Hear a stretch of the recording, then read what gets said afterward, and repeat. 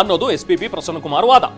ಇನ್ನ scene of crime ಪೊಲೀಸರಿಗೆ ಜೊತೆಗೆ ಈ ಬಗ್ಗೆ 2017ರಲ್ಲಿ ಸುಪ್ರೀಂ ಕೋರ್ಟ್ ತೀರ್ಪಿದೆ ಅನ್ನುವಂಥದ್ದನ್ನ ಈಗ ಹೇಳ್ತಾ ಇದ್ದಾರೆ ಎಸ್ಪಿಪಿ. ಆರೋಪಿಗಳು ಸೀನ್ ಆಫ್ ಕ್ರೈಮ್ ತೋರಿಸಿದ್ರೆ ಅದನ್ನ ನಾವು ಪರಿಗಣಿಸಬೇಕಾಗತ್ತೆ. ಐಒ ಇನ್ವೆಸ್ಟಿಗೇಷನ್ ಆಫೀಸರ್ ಏನಿದಾನೆ, ಇನ್ವೆಸ್ಟಿಗೇಟಿಂಗ್ ಆಫೀಸರ್, ಆತ ಆರೋಪಿಗಳನ್ನ ಕರ್ಕೊಂಡು ಹೋಗಿ ಕ್ರೈಮ್ ಆಫ್ ಸೀನ್ ಅನ್ನ ತೋರಿಸಿದಾಗ ಆ ಕ್ರೈಮ್ ಆಫ್ ಸೀನ್ ಅನ್ನ ಪೊಲೀಸರಿಗೆ ಅವರು ವಿವರಿಸ್ತಾರೆ ಆರೋಪಿಗಳು.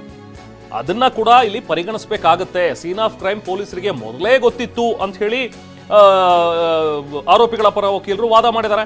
ಆದರೆ ಈ ಬಗ್ಗೆ 2017ರಲ್ಲಿ ಸುಪ್ರೀಂ ಕೋರ್ಟ್ ಒಂದು ತೀರ್ಪನ್ನ ಕೊಟ್ಟಿದೆ. ಏನ್ ಹೇಳುತ್ತೆ ಅದರಲ್ಲಿ, ಮೊದಲೇ ತಿಳಿದಿದ್ರೂ ಕೂಡ ಆರೋಪಿಗಳು ಸೀನ್ ಆಫ್ ಕ್ರೈಮ್ ತೋರಿಸಿದ್ರೆ ಅದನ್ನ ಪರಿಗಣಿಸಬೇಕು ಅನ್ನುವಂಥದ್ದನ್ನ ಸುಪ್ರೀಂ ಕೋರ್ಟ್ ಹೇಳಿದೆ ಅನ್ನೋ ವಿಚಾರವನ್ನ ಎಸ್ಪಿಪಿ ಈಗ ಕೋರ್ಟ್ನ ಗಮನಕ್ಕೆ ತರ್ತಾ ಇದ್ದಾರೆ. ಸೊ ಹೀಗೆ ಪಾಯಿಂಟ್ ಟು ಪಾಯಿಂಟ್ ಎಕ್ಸ್ಪ್ಲೈನ್ ಮಾಡ್ತಾ ಇರುವಂತಹ ಎಸ್ಪಿಪಿ ಪ್ರಸನ್ನಕುಮಾರ್ ಅವರು.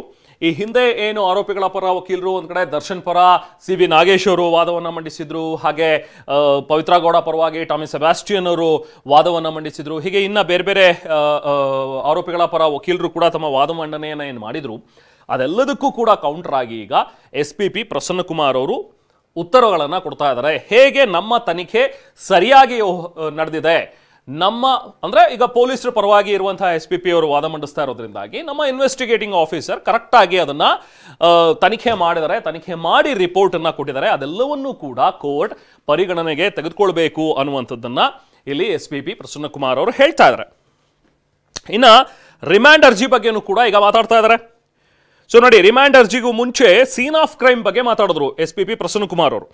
ಸೊ ಈ ಮೊದಲೇ ಗೊತ್ತಿತ್ತು ಇದು ಸೀನ್ ಆಫ್ ಕ್ರೈಮ್ ಅಂದ್ರೆ ಯಾವ ಜಾಗದಲ್ಲಿ ಶೆಡ್ ಅಲ್ಲಿ ಕೊಲೆ ಆಯ್ತು ಅಂತ ನೀವು ಹೇಳ್ತಾ ಇದ್ದೀರೋ ಆ ಶೆಡ್ ಎಲ್ಲಿದೆ, ಅದು ಯಾರಿಗೆ ಸೇರಿದ್ದು, ಎಲ್ಲಿ ಬರುತ್ತೆ, ಏನು ಎತ್ತ ಅನ್ನೋದೆಲ್ಲವೂ ಕೂಡ ಪೊಲೀಸರಿಗೆ ಗೊತ್ತಿತ್ತು, ಇನ್ವೆಸ್ಟಿಗೇಟಿಂಗ್ ಆಫೀಸರಿಗೆ ಗೊತ್ತಿತ್ತು. ಸೊ ಹಾಗಾಗಿ ಇದೇ ಜಾಗದಲ್ಲಿ ಹಂಗಾಯ್ತು ಇದಾಯ್ತು ಅಂತ ಹೇಳಿ ಸುಮ್ಮನೆ ಹೇಳ್ತಾ ಇದ್ದಾರೆ ಅನ್ನೋದನ್ನ ಆರೋಪಿ ಪರ ವಕೀಲರು ವಾದ ಮಾಡಿದ್ರು.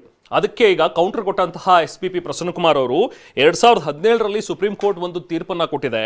ಅದರ ಪ್ರಕಾರ ಇನ್ವೆಸ್ಟಿಗೇಟಿಂಗ್ ಆಫೀಸರ್ಗೆ ಕ್ರೈಮ್ ಆಫ್ ಸೀನ್ ಮೊದಲೇ ಗೊತ್ತಿದ್ರೂ ಕೂಡ ಆ ಕ್ರೈಮ್ ಆಫ್ ಸೀನ್ ಅನ್ನ ಅಲ್ಲಿಗೆ ಕರ್ಕೊಂಡು ಬಂದಾಗ ಆರೋಪಿಗಳು ಏನು ಎಕ್ಸ್ಪ್ಲೇನ್ ಮಾಡ್ತಾರಲ್ಲ, ಅದನ್ನ ಎಕ್ಸ್ಪ್ಲೇನ್ ಮಾಡಿದಾಗ ಅದನ್ನ ನಮೂದು ಮಾಡ್ತಾರೆ, ಅದನ್ನ ರೆಕಾರ್ಡ್ ಮಾಡ್ತಾರೆ, ಅದನ್ನ ಪರಿಗಣನೆಗೆ ತೆಗೆದುಕೊಳ್ಬೇಕು ಅಂತ ಸುಪ್ರೀಂ ಕೋರ್ಟ್ ಹೇಳುತ್ತೆ. ಇನ್ನು ಪ್ರತ್ಯಕ್ಷ ಸಾಕ್ಷಿಗಳ ಹೇಳಿಕೆ ಉಲ್ಲೇಖಿಸಿಲ್ಲ ಅಂತ ಹೇಳಿ ವಾದ ಮಾಡಿದ್ದಾರೆ ರಿಮ್ಯಾಂಡ್ ಅರ್ಜಿಯಲ್ಲಿ.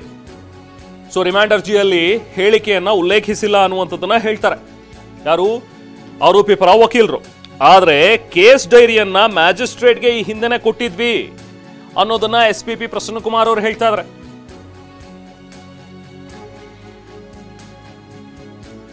ಸೊ ಹೀಗೆ ರಿಮ್ಯಾಂಡ್ ಅರ್ಜಿಯಲ್ಲಿ ಪ್ರತ್ಯಕ್ಷ ಸಾಕ್ಷಿಗಳ ಹೇಳಿಕೆಯನ್ನ ಉಲ್ಲೇಖಿಸಿಲ್ಲ ಅನ್ನುವಂಥದ್ದನ್ನ ವಾದ ಏನಿದೆಯಲ್ಲ ಅದನ್ನು ನಂಬೋದಕ್ಕೆ ಸಾಧ್ಯ ಆಗೋದಿಲ್ಲ. ಯಾಕಂದ್ರೆ ಕೇಸ್ ಡೈರಿಯನ್ನ ಮ್ಯಾಜಿಸ್ಟ್ರೇಟ್ಗೆ ನಾವು ಕೊಟ್ಟಿದ್ವಿ ಅನ್ನುವಂಥದ್ದನ್ನ ಈಗ ಎಸ್ಪಿಪಿ ಪ್ರಸನ್ನಕುಮಾರ್ ಅವರು ತಮ್ಮ ವಾದದಲ್ಲಿ ತಿಳಿಸ್ತಾ ಇದ್ದಾರೆ.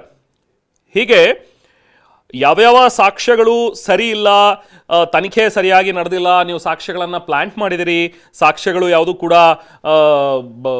ಸೂಕ್ತವಾಗಿರುವಂಥದ್ದಲ್ಲ ಅನ್ನುವಂಥದ್ದನ್ನ ಏನು ವಕೀಲರು ಹೇಳ್ತಾ ಬಂದರು ಅದೆಲ್ಲವೂ ಕೂಡ ಸುಳ್ಳು.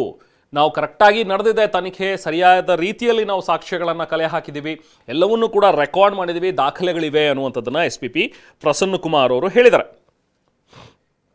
ಸೊ ಇವತ್ತು ಪ್ರಸನ್ನಕುಮಾರ್ ಅವರು 2:30ಗೆ ಆರಂಭವಾಯಿತು ತಮ್ಮ ವಾದದ ಉದ್ದಕ್ಕೂ ಕೂಡ ಕೆಲವೊಂದಷ್ಟು ಸುಪ್ರೀಂ ಕೋರ್ಟ್ನ ತೀರ್ಪುಗಳನ್ನು ಉಲ್ಲೇಖಿಸಿನೇ ಎಸ್ಪಿಪಿ ಅವರು ವಾದ ಮಂಡನೆಯನ್ನು ಮಾಡ್ತಾ ಇದ್ದಾರೆ. ಸಾಕ್ಷಿಯ ಹೇಳಿಕೆ ವಿಳಂಬಕ್ಕೆ ತನಿಖಾಧಿಕಾರಿ ವಿವರಣೆ ನೀಡಬೇಕು ಅನ್ನುವಂಥ ಒಂದು ತೀರ್ಪಿದೆ. ಹೀಗಾಗಿ ಈ ವಿವರಣೆಯನ್ನ ಸಾಕ್ಷ್ಯಾಧಾರ ಸಹಿತ ನಾವು ನೀಡಿದ್ದೀವಿ, ಆರೋಪ ಪಟ್ಟಿಯಲ್ಲೂ ಕೂಡ ಈ ವಿವರಣೆಯನ್ನ ದಾಖಲಿಸಿದ್ದೀವಿ ಅನ್ನುವಂಥದ್ದನ್ನ ಎಸ್ಪಿಪಿ ತಮ್ಮ ವಾದದಲ್ಲಿ ಹೇಳಿದ್ರು. ಯಾಕಂದ್ರೆ ಮೊನ್ನೆ ನೀವು ಗಮನಿಸಿರ್ಬೋದು, ಸಿ.ವಿ. ನಾಗೇಶ್ ಅವರು ಕೂಡ ಮಾತಾಡ್ತಾ ಹೇಳಿದ್ರು, ನೋಡಿ ಹೇಳಿಕೆಗಳು ಎಷ್ಟೊಂದು ಹಾಸ್ಯಾಸ್ಪದವಾಗಿದೆ, ಘಟನೆ ನಡೆದು 3 ದಿನ ಆದಮೇಲೆ ಇನ್ನು ಕೆಲವ್ರದ್ದು 12 ದಿನ ಆದಮೇಲೆ ನೀವು ದಾಖಲು ಮಾಡಿದಿರಿ. ಸೊ ಹಾಗಾಗಿ ಈ ರೀತಿಯಾಗಿ